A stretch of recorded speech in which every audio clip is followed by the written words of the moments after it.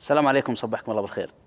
قصتي اليوم لكم عن سكير اجتمع هو أخوياه على خمور وعلى ما يغضب ربنا سبحانه وتعالى، وعلشان تكتمل جلستهم وعلشان تزين جلستهم قاموا وأرسلوا الخادم اللي عندهم يجيب لهم فاكهة من السوق.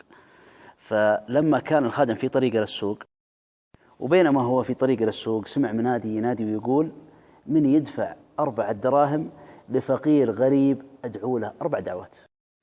طبعا صوت المنادي هو صوت الزاهد منصور بن عمار. فلما الخادم وصل عند منصور وأعطاه 4 دراهم، أخذ منصور بن عمار 4 دراهم وسأل الخادم، قال: وش دعواتك ال4؟ عطني دعوتك الأولى. فقال: دعوتي الأولى هي. فقال الخادم المنصور بن عمار: أبيك أول ما تدعي لي العتق من العبودية. كان أول همومه أنه يصير حر ويعتق من العبودية. فالحرية نعمة ما يفتقدها إلا المساجين والأسرى. فقال: عطني دعوتك الثانية. قال: دعوتي الثانية إن الله يخلف علي في 4 دراهم اللي دفعتها له. قالوا: دعوتك الثالثة وش هي؟ قال: دعوتي الثالثة أن يتوب الله على سيدي من شرب الخمور. لما وصل للدعوة الرابعة قال له منصور: وش دعوتك الرابعة؟ عطني دعوتك الرابعة. قال: دعوتي الرابعة أن يغفر لي الله ولك ولسيدي وللقوم. فتمنى الخير للجميع. بعدها توجه الخادم إلى بيت سيده بعد ما أنهى حواره مع منصور بن عمار، ودعا له منصور وقابله سيده.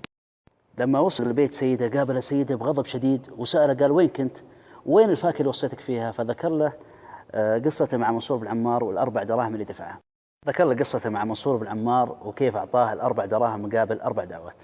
فهدي غضب سيده وسأله، قال: وش كانت دعواتك ال4؟ فسأل سيده، قال: وش أول دعواتك اللي طلبتها أن يدعي لك بها؟ قال: أول دعواتي طلبت أن الله يعتقني من العبودية، كان أول همه الحرية. قال: دعوتك الثانية؟ قال: دعوتي الثانية أن يخلف الله علي في 4 دراهم اللي دفعتها.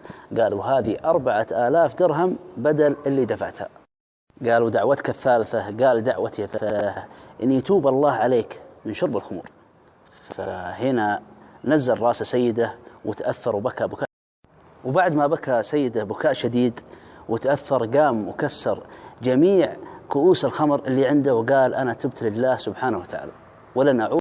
وحلف بعدها أنه ما عاد يعود لشرب الخمور وأنه تاب للوجه الله سبحانه وتعالى. قال: عطني دعوتك الأخيرة وش هي؟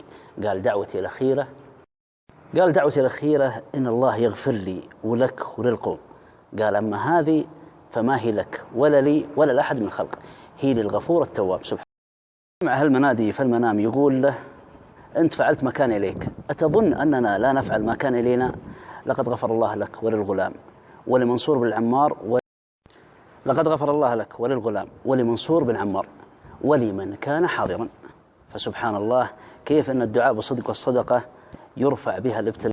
سبحان الله كيف أن الدعاء بالصدق والصدقة يرفع بها الابتلاء ويجزل بها العطاء. فسبحان الكريم الوهاب الوحيد السباق للرحمة قبل العذاب. في أمان الله.